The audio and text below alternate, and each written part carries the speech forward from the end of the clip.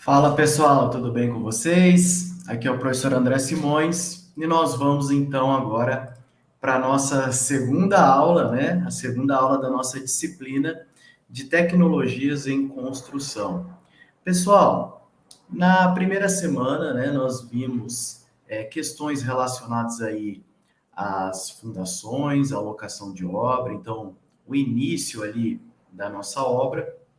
E agora nós vamos falar um pouquinho a respeito aí das nossas peças estruturais, né? Nós vamos falar um pouquinho sobre o concreto, sobre o aço, sobre a madeira. São elementos estruturais que vão fazer com que essa nossa obra fique em pé, não é mesmo?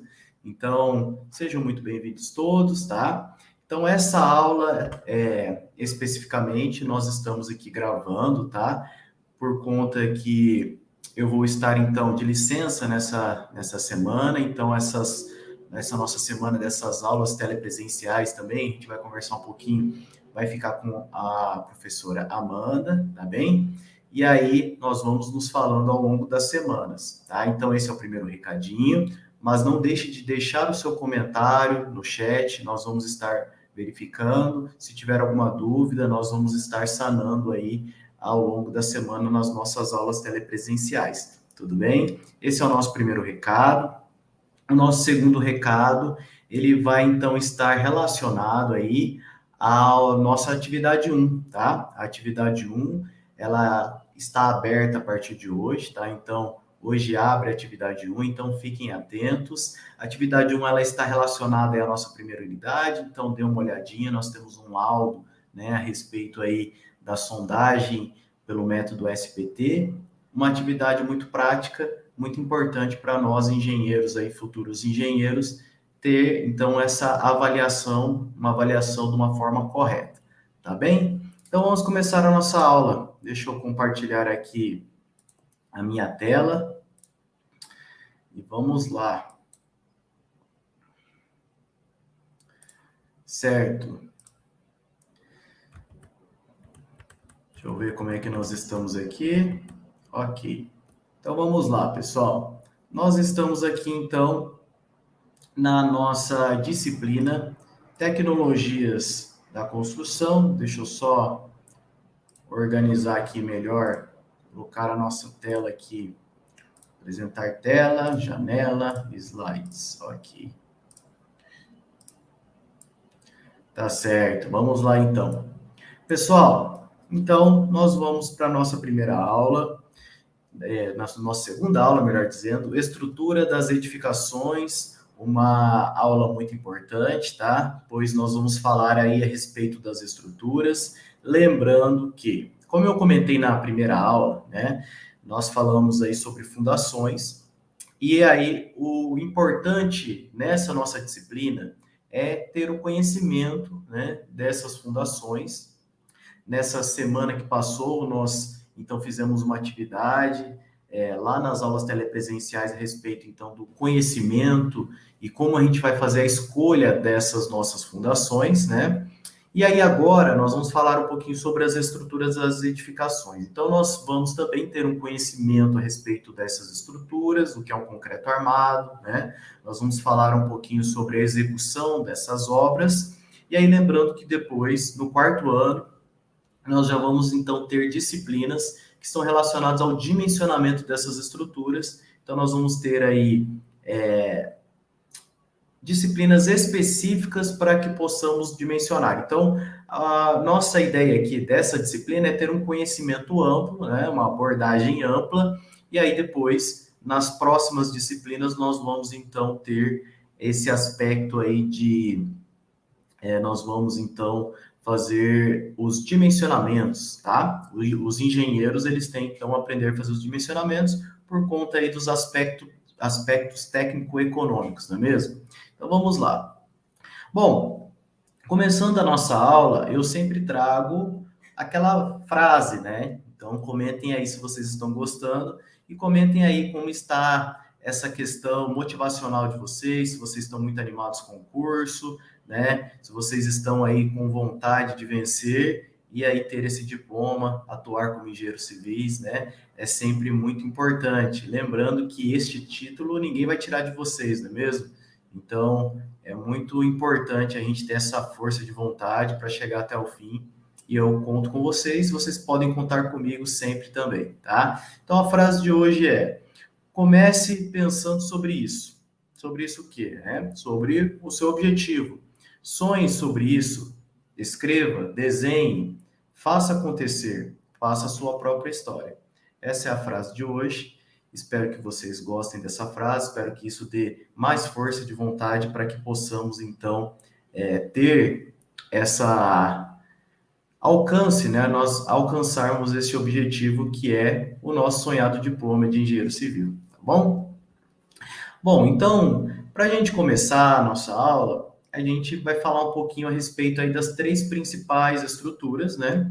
Nós vamos falar um pouquinho a respeito do concreto, nós vamos falar um pouquinho a respeito do aço e nós vamos também falar um pouquinho a respeito da madeira, né? Existem outros elementos também, né? Por exemplo, uma tarefinha de casa que eu vou dar para vocês é pesquisar um pouquinho a respeito do bambu, né? O bambu que é um elemento também que ele pode ser utilizado aí nas edificações, então vai ficar de tarefinha de casa para vocês, além de outros tantos materiais que nós temos, né? Mas especificamente nós vamos falar dos três principais, que é o concreto, o aço e a madeira, lembrando que a união do concreto e o aço, nós temos o nosso concreto armado. Então essas são as principais estruturas que nós temos, né? É a estrutura de concreto, de aço e de madeira. Nós podemos ter a união destes materiais, né? E aí nós vamos ter também disciplinas específicas para nós dimensionarmos, então, os concretos armados. Nós vamos ter também outras disciplinas que nós vamos falar sobre o aço e madeira, tá? Dimensionamento também dessas estruturas. Então, vamos lá. Falando um pouquinho sobre o concreto, né? Vocês já aprenderam na disciplina de materiais de construção, né? Algumas questões relacionadas aí a esses elementos, aos materiais, ao concreto, né? Ele tem algumas características que hoje nós vamos falar um pouquinho a respeito delas, né? O nosso foco principal vai ser o concreto armado sempre, né? Que vai ser a principal estrutura que nós vamos trabalhar. Então, nós precisamos conhecer o concreto, né? Então, o concreto ele vai ser, né, a partir aí da mistura entre os agregados e aglomerantes, né? Então, nós vamos ter os agregados e também o aglomerante, mais a água. Isso vai formar, então, o nosso concreto. Quais são os agregados que nós vamos utilizar, né? Nós vamos utilizar o agregado miúdo e o agregado graúdo, né? Sendo que o agregado miúdo nós vamos utilizar a areia, ela vai servir para preencher os espaços vazios na mistura, né? Então nós vamos utilizar a areia lavada de rio, né? E também nós vamos utilizar o agregado graúdo. O agregado graúdo está até errado ali no slide, né? Passou batido, vai ser a brita, não é a areia, né? Copiou e colou ali, esqueci de arrumar. Então ele vai conferir a resistência mecânica ao concreto e aí no caso vai ser a brita, como vocês veem na imagem ali. Ok. E aí o nosso aglomerante, o que nós vamos utilizar, o principal é o concreto, é o cimento Portland, né? Então nós vamos ter o cimento Portland, nós vamos ter aí a areia, né? E nós vamos ter a brita. A brita ela pode ser de diversas numerações, né? E aí a brita que vai dar então a resistência a este concreto. Bom, falando um pouquinho ainda do nosso concreto, né? Nós vamos ter aí nós vamos ter então o aglomerante que vai ser o cimento, né? Então o cimento Portland ele é o mais utilizado, né? A sua formação ela vai se dar a partir então do calcário mais argila, né? Nós vamos ter aí então a partir disso nós vamos ter o clinker, a gipsita, mais alguns aditivos, né? Nós vamos incorporar a água, né? E aí o traço destes materiais, né? Vai dar então a questão da resistência, se eu quero um traço mais fluido, né? Se eu quero um material com uma resistência maior, né? Isso tudo, quem vai definir, né? Ou você vai pedir esse traço, né, em uma usina de concretagem, né, por meio aí de caminhão betoneira, né, que você vai pedir, então, esse concreto usinado, e aí você vai pedir, então, qual que é a resistência que você quer e qual que vai ser a fluidez que você vai querer trabalhar. Ou você pode aí estar fazendo em loco este traço, tá? E aí você vai, então, organizar esse traço conforme o tipo de concretagem. Eu quero concretar um piso, eu quero concretar uma laje, né? Então, existem diferentes tipos de traço que você vai escolher. Eu tenho o fluxograma da fabricação do cimento. Eu vou trazer um vídeo agora para vocês, que é então uma visita, né, dentro de uma fábrica de cimento. Ela é muito interessante porque a gente consegue então ter um entendimento, né, deste nosso processo de fabricação. Tá? Então, eu vou parar aqui de compartilhar. Eu vou compartilhar aqui a minha tela, compartilhar o áudio. Vamos lá então. Primeiramente, este vídeo aqui. Meu, para tudo que você tá fazendo e dá uma olhada em volta de você. Você vai perceber que mais ou menos metade de tudo que você tá vendo é feito de cimento. Aquele pozinho mágico cinza que quando a gente mistura com água, ele vira pedra. Mas pouquíssimas pessoas sabem de onde vem esse pó. Então hoje a gente vai ver como é fabricado o cimento. Bora ver. A gente vai visitar o complexo Salto Santa Helena, da Votorantim, que fica no interior de São Paulo. Uma parte fica na cidade de Salto de Pirapora, essa que a gente vai conhecer, e a outra parte fica ali do lado, na cidade de Votorantim. Como uma indústria pesada, a gente tem que vestir vários equipamentos de proteção e no final tem até que passar por um teste do bafômetro. Você vai descobrir que fabricar cimento é mais ou menos que nem fazer um bolo. E é daqui, dessa mina, que é tirado o ingrediente principal, o calcário, essa pedra que eu tô na mão. O calcário é tirado primeiro com um explosivo, aí eles tiram umas pedras bem grandes, que depois vão ser moídas em pedacinhos pequenos, de mais ou menos 3 polegadas no máximo, e esse calcário sobe para a fábrica de cimento que a gente tá vendo lá em cima. Bora subir para a fábrica então. Depois que sai da mina, o calcário percorre 2 km nessas esteiras, ele não vem de caminhão, e fica armazenado aqui esperando para ser moído. Nessa pilha tem 40 mil toneladas de calcário. Aqui eles têm um trabalhão que é misturar muito bem esse calcário. E como ele sai de uma mina e não de uma fábrica, cada parte da mina tem um tipo de calcário um pouco diferente. Então, para garantir que o cimento tenha sempre a mesma qualidade, eles precisam fazer várias análises da pedra em laboratório e depois misturam esse calcário muito bem para ficar tudo homogêneo. Essas pedras ficam guardadas em uns silos gigantes e depois vão ser misturadas com minério de ferro e argila. O legal aqui é ver como a fábrica consegue armazenar centenas de toneladas desses materiais na vertical e depois pesar tudo muito bem na dose certa para fazer cimento. Essa mistura desses 3 materiais eles chamam aqui de farinha. Ela sai das balanças e vai para um moinho para misturar muito bem e transformar tudo em pó. O pó de farinha entra nessa torre gigante, ela chama torre de pré-calcinação, e na torre eles esquentam a farinha até 1000 graus Celsius para entrar no coração da fábrica, que é o forno. Pedro vai contar um pouco para a gente como é que funciona o forno, para que ele serve. Esse aqui é um forno rotativo de pré-calcinação. Ele atinge 1450 graus dentro do forno, entra a farinha e na calcinação transforma-se no clinker, que é o produto acabado. É um processo contínuo. O forno fica mais ou menos uns 20 metros do chão. Ele tem 70 metros de comprimento, equivalente a um Airbus A380, o maior avião de passageiros do mundo. Ele fica tão quente que o pó de pedra que está lá dentro chega a ficar líquido. É um processo que tem que estar tão bem controlado que existe uma sala de comando que acompanha tudo à distância, que tem até câmera para ver como está indo a receita do bolo lá dentro do forno. Ele fica aceso 24 horas e só desligam 2 vezes por ano para manutenção. Esse aqui é o coque. Digam oi para o coque. Ele é o principal combustível que alimenta o forno para onde vai ser levado o calcário. É um derivado de petróleo e, como você pode perceber, ele suja bastante o braço se você encostar onde não devia. Essa aqui é a esteira que está levando o coque para ser processado antes de entrar no forno.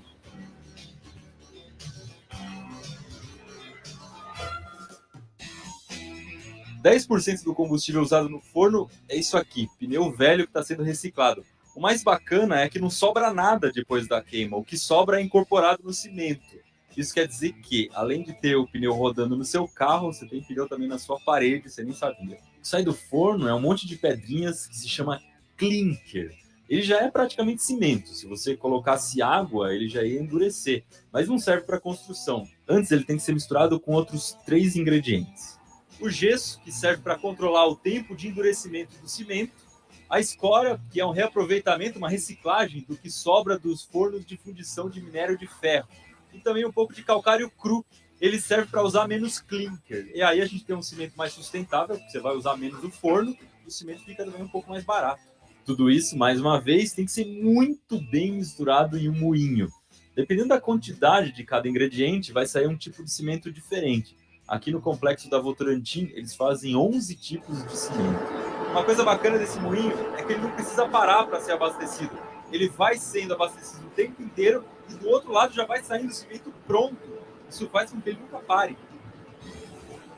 A parte da produção já foi. Agora o cimento vai ser embalado em sacos de 25 e 50 quilos. Você pode ver que, assim como na fábrica inteira, tudo é muito automático. O cimento é colocado dentro do saco, vai para a esteira e é organizado em pallets que aguentam 2 toneladas. A produção do complexo é de 4 milhões e 800 mil toneladas por ano, o que daria para construir mais ou menos um estádio do Maracanã a cada 2 dias. E o produto final, o pozinho mágico que a gente usa para construir as nossas casas, está aqui. Bora construir um prédio? Mais vídeos que te mostram como são feitas as coisas que estão em volta de você e você nunca imaginou como são feitas, você vê aqui no Manual do Mundo. Ó, não é por nada não, mas eu acho que esse vídeo valia um...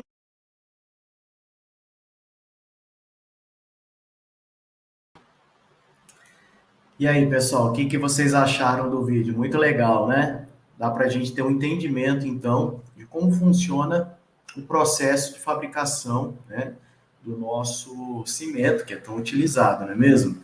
Então, vamos voltar para a nossa aula, que agora nós vamos aí... Deixa eu parar a minha tela aqui. Vamos voltar para os slides. Ok, vamos lá. Então, conhecemos aí o fluxo de fabricação do cimento e agora a gente vai, então, para o nosso concreto armado, não é mesmo? Concreto armado, então, ele é a união do concreto, que a gente já viu como que é feito o cimento, né? Nós temos, então, o cimento, que é o nosso aglomerante, nós temos os agregados e a água é formado o concreto. E nós temos a armadura. A armadura, então, ela vai ser a parte metálica, né? Que nós vamos ter, então, no nosso concreto. Então, a união do aço com o concreto é chamado de concreto armado. Então, nós temos a água, o cimento vai formar a pasta, nós temos a areia, que é o nosso agregado miúdo, forma a argamassa, né? A argamassa, juntamente com a brita, forma o concreto. Eu juntei o concreto com a armadura, que é o aço, eu tenho o meu concreto armado. Olha só. Essa estrutura, concreto armado, nós aí na engenharia, na construção civil, ela vai ser então a estrutura mais utilizada. Por quê? Porque nós vamos unir um elemento que ele trabalha muito bem a compressão, que vai ser o concreto, né? E nós temos um elemento que trabalha muito bem a tração, que vai ser o aço. Então, a união destes 2 elementos vão formar aí uma estrutura perfeita, que vai resistir tanto à compressão como à tração. Os dimensionamentos, eles vão levar em consideração o quê? Questão da viabilidade técnico-econômica. Isso nós vamos aprender nas próximas disciplinas, né? Porque o aço, ele é muito mais caro que o concreto. Então, nós vamos dimensionar, por exemplo, as armaduras desse concreto armado, né? Nós vamos colocar as bitolas de aço, onde o meu concreto vai precisar resistir, por exemplo, a maiores trações. Tudo isso nós vamos dimensionar, nós vamos calcular as estruturas a partir aí da primeira disciplina que nós vamos ter, que é a teoria das estruturas 1, aí depois nós vamos ter a disciplina de concreto 1, depois nós vamos ter teoria das estruturas 2, concreto 2 e assim por diante. Nós vamos aprender a dimensionar essas estruturas, tá bem? Seguindo aqui, nós vamos ter então a união do nosso concreto, do aço, e aí vão formar as nossas estruturas. Essas estruturas, então, vão fazer com que eu tenha aí a sustentação, né, das cargas. E aí a gente aprendeu na primeira aula que, a partir, então, desses elementos estruturais, nós vamos, então, mandar essas cargas, né, para as fundações, né? Então, a fundação, nós vimos na aula passada, que ela vai levar em consideração, né, tanto um elemento estrutural, que é a fundação, que nós também vamos ter uma disciplina, que nós vamos aprender a dimensionar essas fundações lá no 5º ano, né? Que é um elemento estrutural também. E ela vai dispor, então, todas essas cargas aí que vão estar sendo sustentadas por essa nossa estrutura, os pilares, as vigas e as lajes, né? Ela vai, então, disponibilizar no solo, né? Então, nós aprendemos isso. Então, o concreto armado, ele tem essa função aí, então, de fazer a sustentação da nossa estrutura. E aí, depois, nas próximas aulas, nós vamos ver os elementos, por exemplo, de vedação, né? Que são, por exemplo, as paredes. As paredes, elas não têm a função estrutural, assim como essas peças que nós estamos vendo agora, que são de concreto armado. Bom, então, essa questão que nós vamos ver relacionado aí aos dimensionamentos, né? Nós vamos ver aí nas próximas disciplinas. Nós vamos obter, então, diagramas para a gente poder verificar onde a gente vai ter que colocar essas armaduras, aonde eu tenho tração, aonde eu tenho compressão, né? Essa questão do cisalhamento, né? Que está relacionado também às barras de ferro, né? Que estão relacionadas aos estribos. Então, tudo isso nós vamos aprender nas próximas disciplinas, mas é importante que a gente já tenha um entendimento, né, que nós vamos ter que fazer esses diagramas. No final da aula eu vou dar uma dica para vocês de um programinha que vocês já podem baixar, já podem estar mexendo, né, que vocês já podem, então, estar habituando, né, como vocês vão fazer aí esses dimensionamentos, né, que nós vamos aprender futuramente, né. Então, ali, ó, por exemplo, a partir desses diagramas, eu tenho as forças que estão sendo localizadas, eu tenho o peso próprio da estrutura, né? E aí eu já consigo, então, saber aonde a minha estrutura está sendo tracionada, né? A partir dos diagramas, e aí eu sei aonde eu vou colocar, por exemplo, as minhas barras de aço, né? Então, essa é a função, inclusive, do engenheiro civil, que ele vai fazer o dimensionamento dessas estruturas, né? E aí, então, eu coloco as barras de aço de uma forma dimensionada para que eu não coloque tantas barras de aço assim, e isso vai encarecer muito a minha estrutura, né? Então, o engenheiro ele tem que fazer o dimensionamento para que também haja uma viabilidade econômica dentro dessas nossas estruturas. Logicamente que nós vamos fazer todos os dimensionamentos conforme as normas, né? As normas técnicas, principalmente a NBR 6118 de 2014, né? Ela vai trazer aí todas as questões relacionadas ao concreto armado. Bom, e quais são as vantagens do concreto armado, né? Ele vai ter a resistência natural ao fogo, né? Então a gente vai obter aquele tempo requerido, né, de resistência ao fogo. Lembrando que quando a gente vai trabalhar com a parte de segurança, né, quando a gente vai fazer, por exemplo, um reservatório de concreto armado, eles precisam ter essa resistência ao fogo, geralmente 2 horas. E o concreto armado ele vai dar, então, essa resistência, né, para o fogo, né, resistência ao fogo. E aí essa resistência ela vai ser superior à madeira e ao aço, né? A madeira ela não tem essa resistência ao fogo, como, por exemplo, o concreto armado. O aço ele tem uma característica que ele vai ter que ser coberto pelo concreto armado, né, pelo concreto, para que ele então proteja o aço, né? O concreto ele tem essa função de cobrimento do aço, né?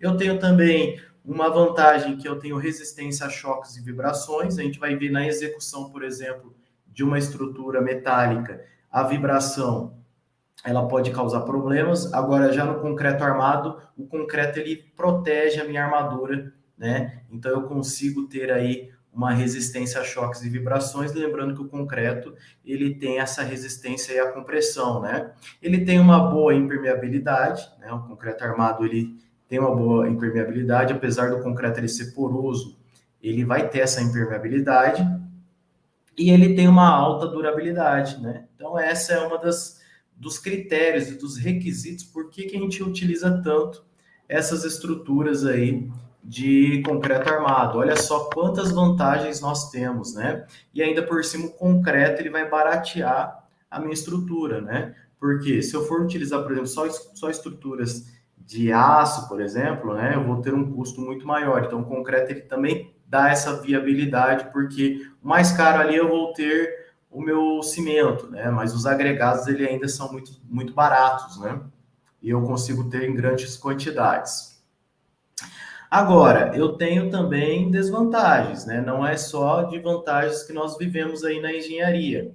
Então, ele tem um alto elevado peso específico, né? O concreto armado ele vai ter em torno aí de 2.500 kg por metro cúbico, né? De peso específico.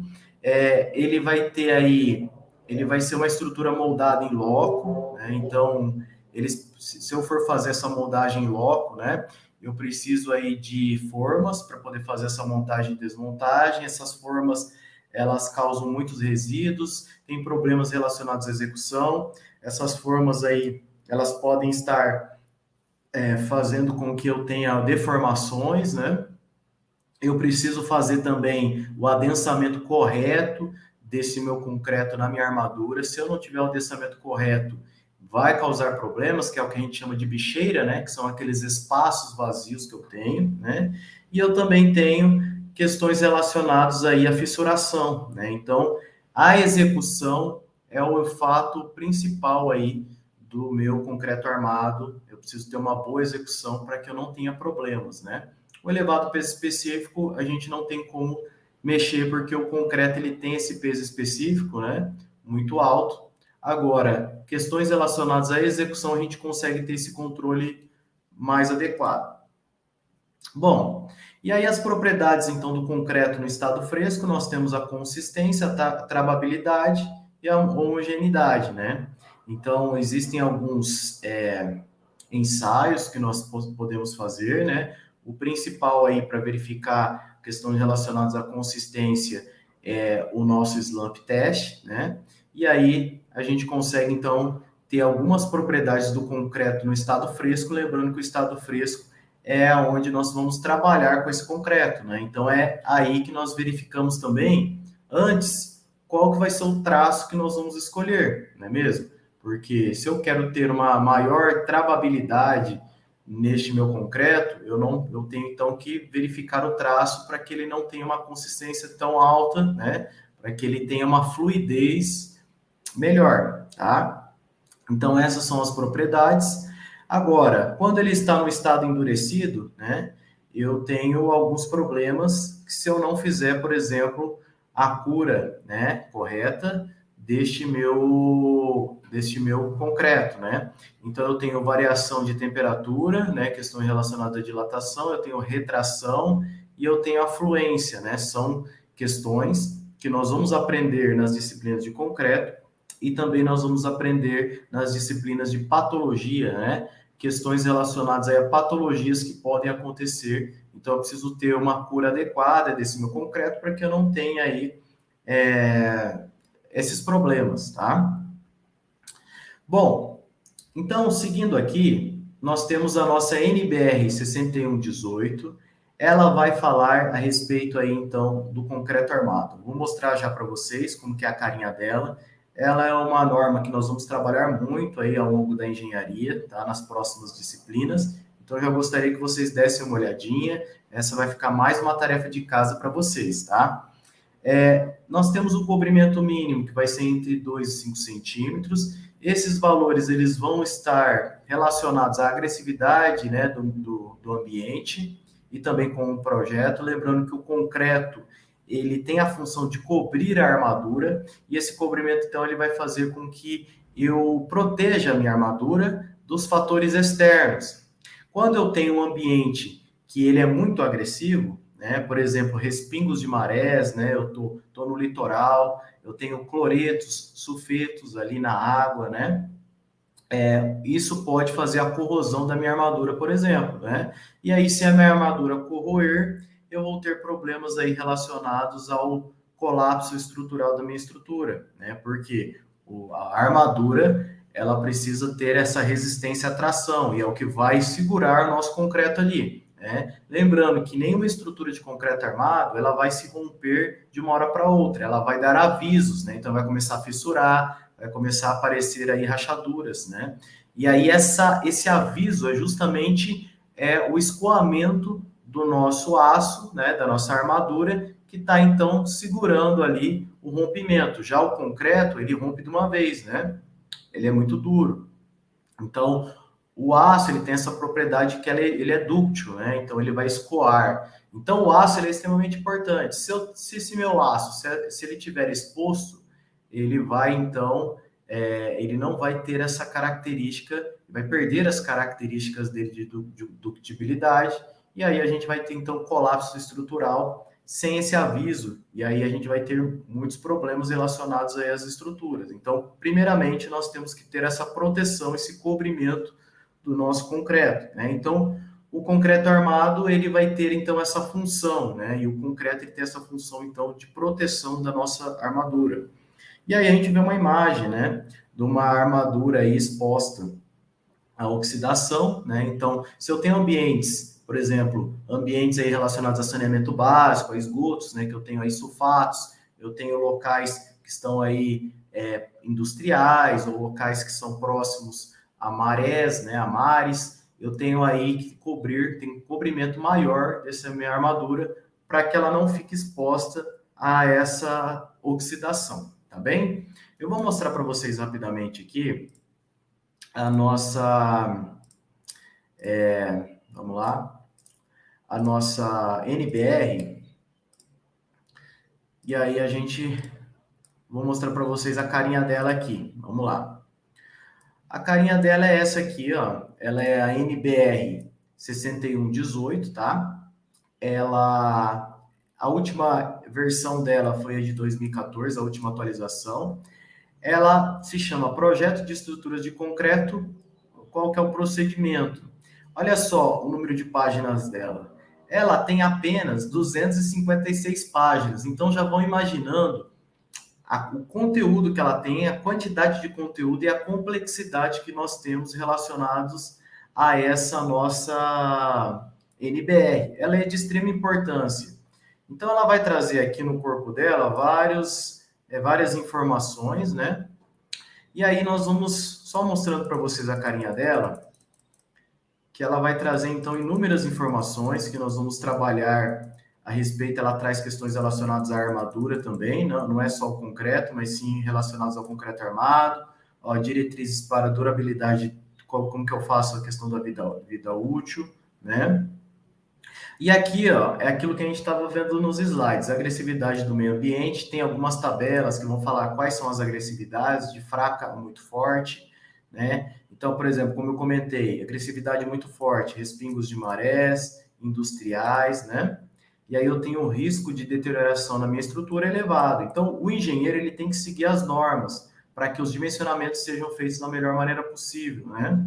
E aí tem algumas questões relacionadas também, por exemplo, ao cobrimento, né? Então, ele vai falar aqui a relação água-cimento, né?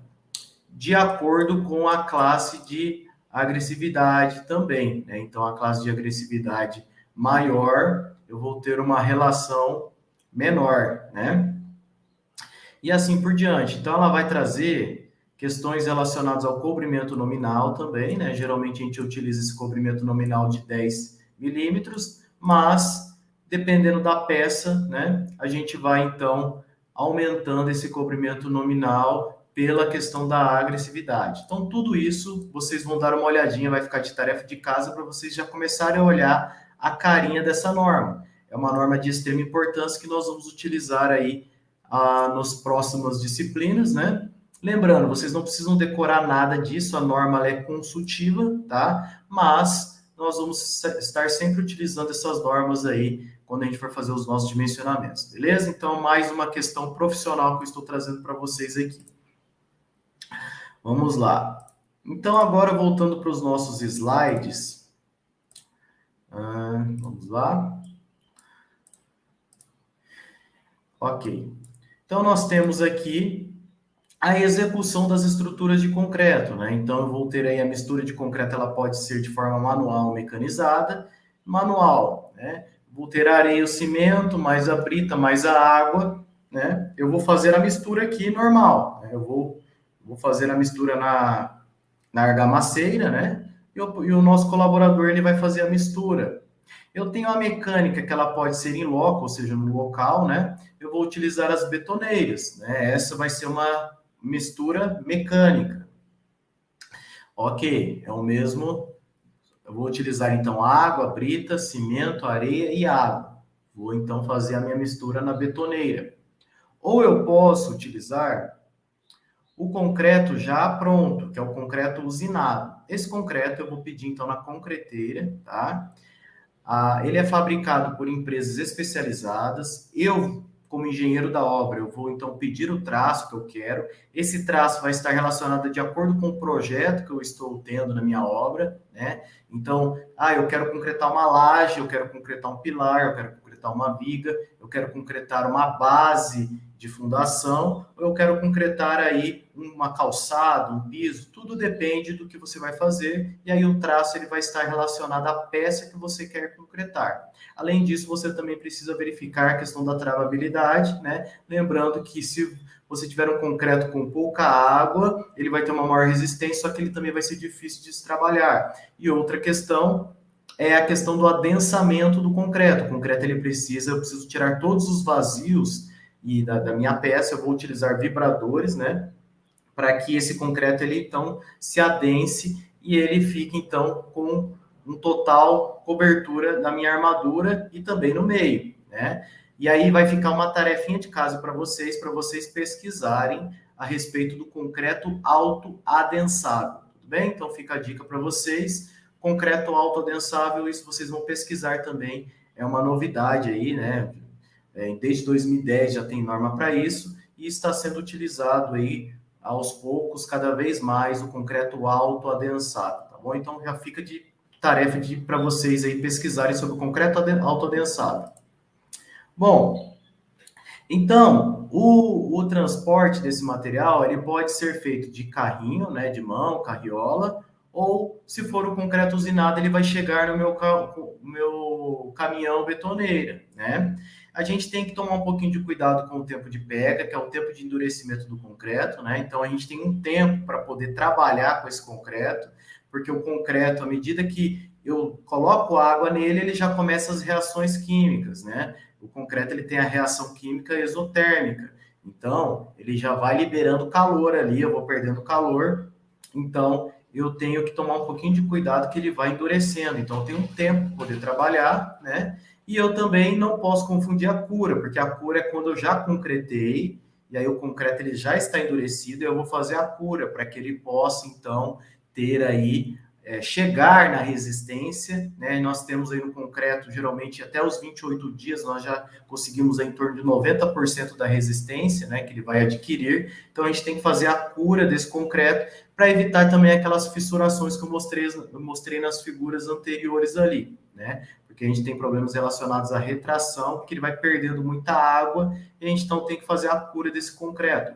O tempo de pega e a cura são coisas diferentes, e vocês já aprenderam nas disciplinas de materiais de construção, não é mesmo? Eu vou mostrar mais um videozinho rapidinho para vocês, de 3 minutos, a respeito aí, então, de como é feito esse concreto usinado. É bastante importante nós sabermos isso daqui também, tá? Então, vamos lá. Deixa eu apresentar minha tela aqui, tela cheia. Deixa eu me tirar aqui.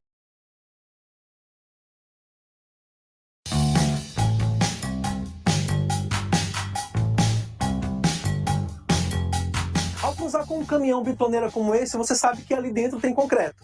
Mas você sabe como é o processo de fabricação de um concreto usinado? Você sabia que esse tipo de concreto é fabricado aqui na Base Forte, em Fazenda Rio Grande? Se você não sabia disso, acompanhe a gente, que o Feito na Fazenda veio até a Base Forte te mostrar como é o processo de produção de um concreto usinado. Vamos lá?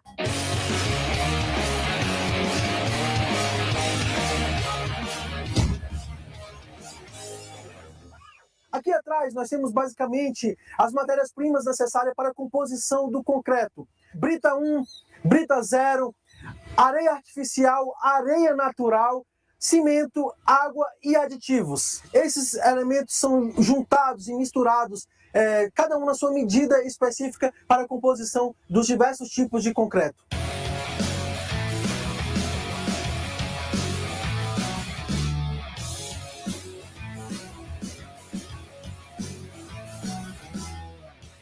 Essas grandes estruturas de formato cilíndrico são chamadas de silos, e neles são armazenados mais de 160 toneladas de cimento. Ao lado estão posicionadas caixas de água, além dos tanques de aditivos, que são utilizados para diversas finalidades. Já vimos quais são as matérias-primas para a composição do concreto usinado. A brita 1 e 0 e a areia natural e artificial são chamadas individualmente de agregados. Esses agregados são colocados em grandes caixas, que posteriormente são pesadas em balanças individuais. O transporte dos agregados é feito por meio de esteiras. A mistura desses materiais é feita dentro da própria bitoneira do veículo. O resultado final é o concreto usinado. E aqui, mais especificamente, estamos na central de controle, onde todo o processo acontece por meio de um sistema automatizado. E, em alguns cliques, todo o procedimento de carregamento acontece. Mais conhecida como concreteira, ela tem a finalidade de produzir concreto dosado, conforme solicitação de seus clientes, engenheiros e projetistas, obedecendo sempre às normas da ABNT. Mas qual a diferença entre o concreto feito nos canteiros de obra e residência para o concreto usinado? A grande estrutura, tecnologia e matérias-primas de altíssima qualidade fazem do concreto usinado uma mistura muito mais superior quando comparada ao concreto comum, pois tudo é feito de forma controlada e monitorada, seguindo a rígida regulamentação da ABNT, Associação Brasileira de Normas Técnicas. Esse controle oferece uma performance superior e maior segurança. Utilizado em pontes, obras de saneamento, prédios e inclusive aí na sua casa, o concreto é o material construtivo mais utilizado e difundido no mundo e ajuda a sociedade a construir infinitas possibilidades. O feito da fazenda fica...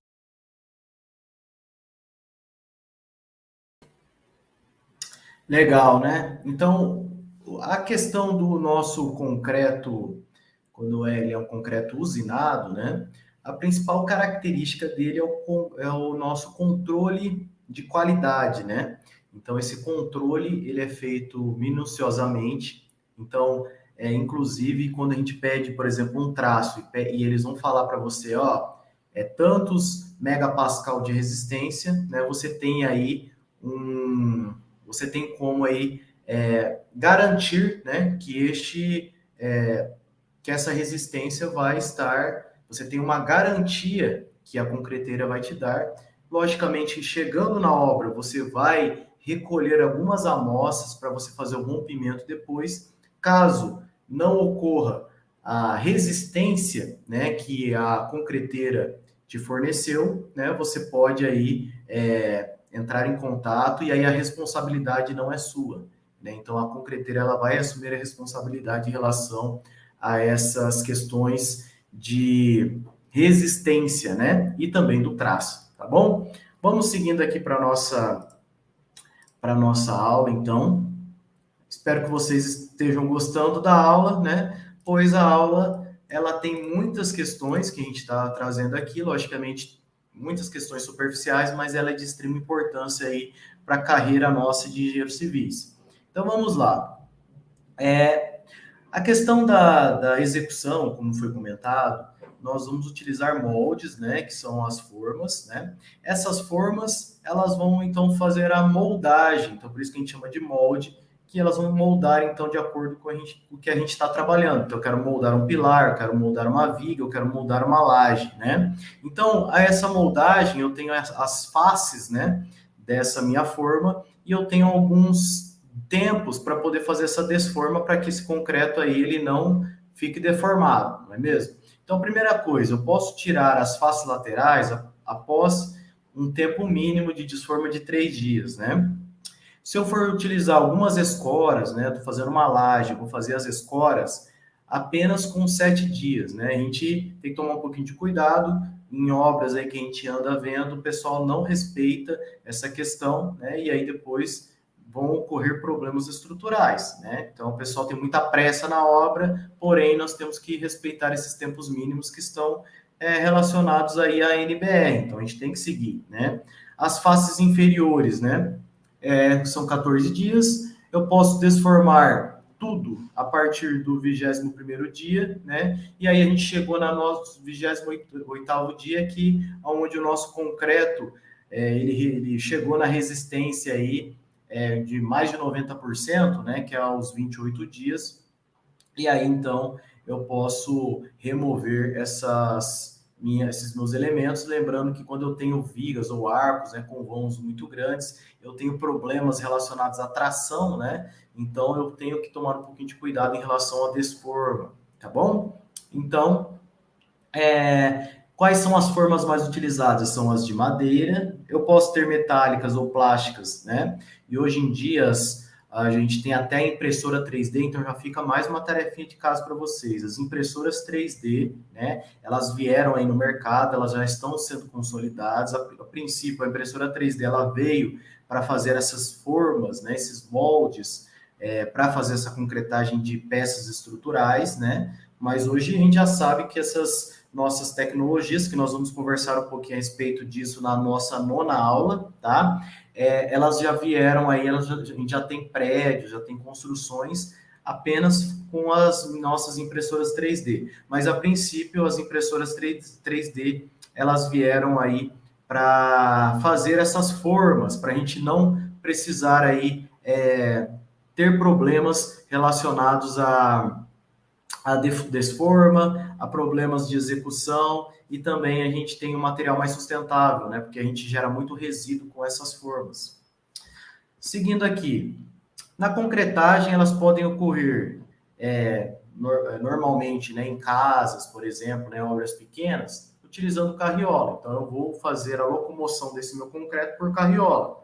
Agora eu posso utilizar também o muque, né, em obras médias. Então esse muque ele vai levar o concreto, né, para o trabalhador ali. Esse concreto ele vai estar às vezes na nossa central de concretagem longe, né? Então ele vai fazer vai levar esse concreto. Ou em obras grandes aí eu tenho as bombas, né? Então eu vou mostrar para vocês aí uma imagem de cada um deles, lembrando que nós temos que aí fazer o adensamento correto para que a gente evite aí problemas relacionados aí às nossas estruturas, principalmente as bicheiras, né, que são aqueles espaços vazios. Eu tenho que fazer o adensamento, então eu já deixei tarefinha de casa para vocês pesquisarem sobre o concreto autoadensável, tá? E na hora de fazer a vibração, a gente tem que tomar um pouquinho de cuidado para a gente não vibrar nem as formas, nem as ferragens, somente vibrar o concreto, né? Se eu vibrar a forma, eu posso estar tão deformando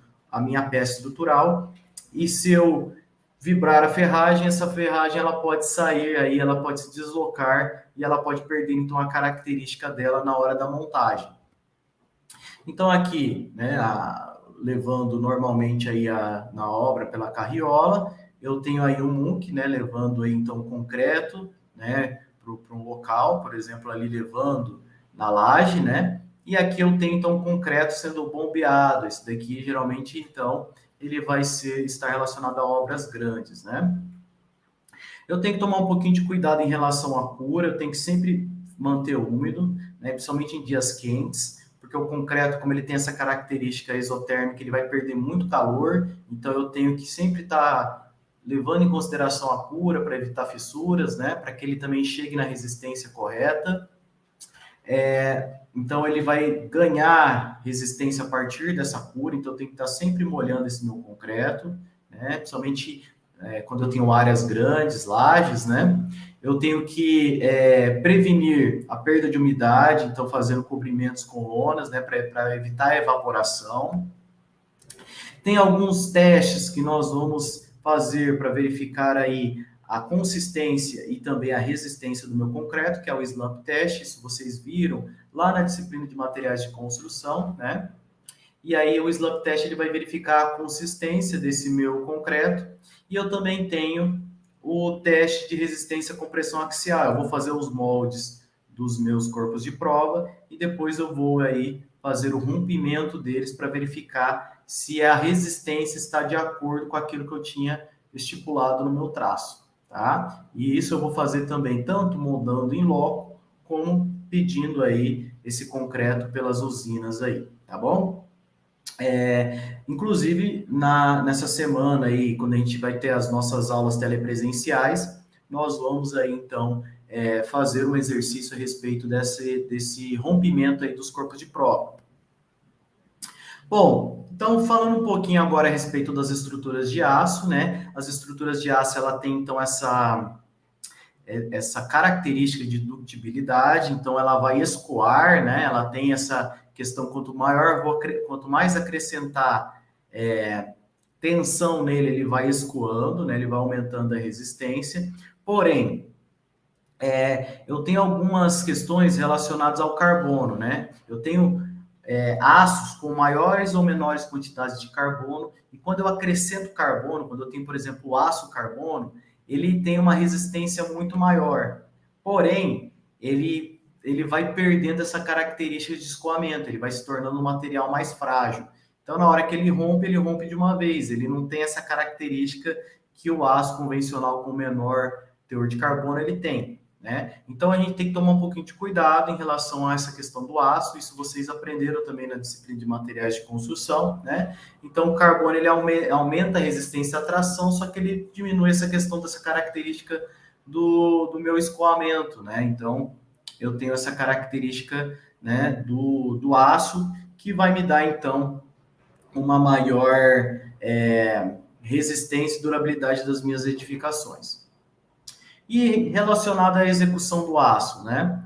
Então, é importante que a gente vai trabalhar, por exemplo, com grandes dimensões, né? Vãos livres, por exemplo, quando eu tenho barracões, eu vou trabalhar com estruturas de aço, né? Por quê? Porque ele, quando eu tenho grandes vãos, o aço, ele tem essa característica de resistência à tração que o concreto não tem, né? E aí, como ele tem um peso próprio menor, eu geralmente eu vou optar por este material, né? Eu tenho dificuldade no transporte e no armazenamento, né? Porque eu tenho que tomar um pouquinho de cuidado para poder garantir que ele não vai oxidar, por exemplo, né?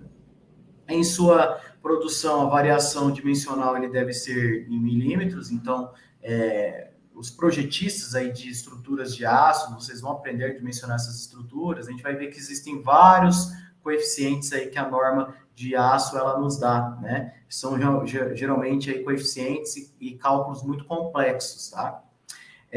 O transporte, eles têm que ser feitos aí com veículos especiais, porque são grandes estruturas e elas já são pré-fabricadas, né? E aí vocês podem observar na imagem que a gente utiliza bastante treliças, né? E essas treliças vocês vão aprender a dimensionar também. A manipulação tem que ser utilizada guindaste, por ser estruturas grandes, né? E eu tenho que evitar o choque das peças para que possa causar deformações. Lembrando que o concreto armado ele tem essa característica, essa vantagem que ele é resistência ao choque. Por quê? Por conta do concreto, né? Bom, eu tenho a madeira, né? A madeira ela tem uma excelente relação resistência-peso, né? Ela tem uma resistência boa tanto à tração como à compressão, então ele é um elemento muito interessante, né? Eu tenho algumas vantagens e desvantagens. As vantagens são, né, poucos resíduos sólidos na execução da obra, então eu vou fazer o reaproveitamento desse material como um todo. Eu tenho uma eficiência energética na etapa da produção, então eu tenho aí um material que ele não vai causar tantos impactos ambientais. Ele é um material renovável e biodegradável, né? Então, a madeira, eu posso utilizar madeiras de reflorestamento, né? Certificadas ambientalmente, por exemplo. Ela vai ser suscetível a agentes biológicos, ao fogo e à água. Esse é um problema, né, que nós temos aí relacionados à madeira. Então, essa é uma desvantagem. Nós temos que tomar um pouquinho de cuidado em relação a isso, né? E esse é um fator que muitas vezes a gente acaba não optando pela madeira. E ela tem alta variabilidade, né? Geralmente aí quando a gente pede um lote de madeira, nós vamos ver aí, vocês viram, se eu não me engano, na disciplina também de materiais de construção, né? Tem várias deformações que a madeira pode pode obter, né? E aí ela tem alta variabilidade em relação ao mesmo lote, então a gente tem que tomar um pouquinho de cuidado também quando a gente for fazer a execução desses tipos de materiais, né? A execução da madeira, a logística, né, se equipara com o aço. No acondicionamento eu tenho que evitar o contato com o solo, se o meu solo está úmido, eu tenho a questão dos agentes também biológicos, né? Eu não posso ter pilhas altas na armazenagem, então eu tenho um problema relacionado ao armazenamento também. E as peças, elas podem ter defeitos no processo de secagem, que está relacionado também. Então, tanto no lote como no processo aí de secagem, eles podem ocorrer defeitos. Então, quem for trabalhar com estrutura de madeira tem que tomar um pouquinho de cuidado na observação aí desses materiais para deixar ele padronizado. Bom, e para a gente finalizar nossa aula, eu tenho aqui um programinha para vocês baixarem, que é o F2. Se vocês conhecem, dê um joinha aí no chat, tá? Esse é um programa que ele é gratuito, ele é online, que vocês podem baixar esse programa, e aí a partir desse programa vocês conseguem fazer o estudo do comportamento dessas estruturas, quanto à tração, quanto à compressão, vocês vão obter diagramas, esses diagramas nós vamos aprender a dimensionar, aprender a fazer eles nas próximas disciplinas, inclusive aí no 51 do nosso módulo, no módulo 51, né, do quarto ano, nós já vamos ter a disciplina aí de teoria das estruturas, que nós vamos aí verificar esses diagramas, tá? Então, essa é a dica para vocês. Outro comentário, então, que eu tinha feito lá no comecinho da aula. Nessa semana, quem vai assumir as aulas telepresenciais vai ser a professora Amanda, tá? A professora Amanda aí, ela é da área de estruturas, então vocês vão estar em boas mãos aí, engenheira civil também. É uma professora aí de alto gabarito, que com certeza aí vocês vão, né, tem alguns aqui que estão tendo aula com ela, vocês vão gostar bastante. Essa semana eu não vou estar com vocês, mas vocês vão estar em boas mãos, tá? A professora Amanda vai assumir aí, e aí depois, na terceira semana, nós estamos aí novamente, todos juntos aí, para poder, então, estar estudando juntos, tá bem, pessoal? Então, essa foi a nossa aula de hoje. Nessa segunda semana, com a professora Amanda, vocês vão ter os laboratórios virtuais, que vão falar aí a respeito aí, então, do traço, né, do concreto, e também a questão do ensaio de compressão, tá? Então, coisas que nós conversamos na aula de hoje, nós vamos fazer na prática, e essa vai ser, então, as aulas telepresenciais dessa semana com a professora Amanda. Então, é isso, pessoal. Essa foi a nossa aula de hoje. Espero que vocês tenham gostado. Um grande abraço para vocês. Fiquem todos com Deus. E nos vemos aí ao longo das semanas. Vamos ficar firmes. Estamos juntos nessa. Um grande abraço a todos. Não esqueçam de responder a enquete. Até mais, gente. Tchau, tchau. Fiquem todos com Deus. Boa semana. Tchau.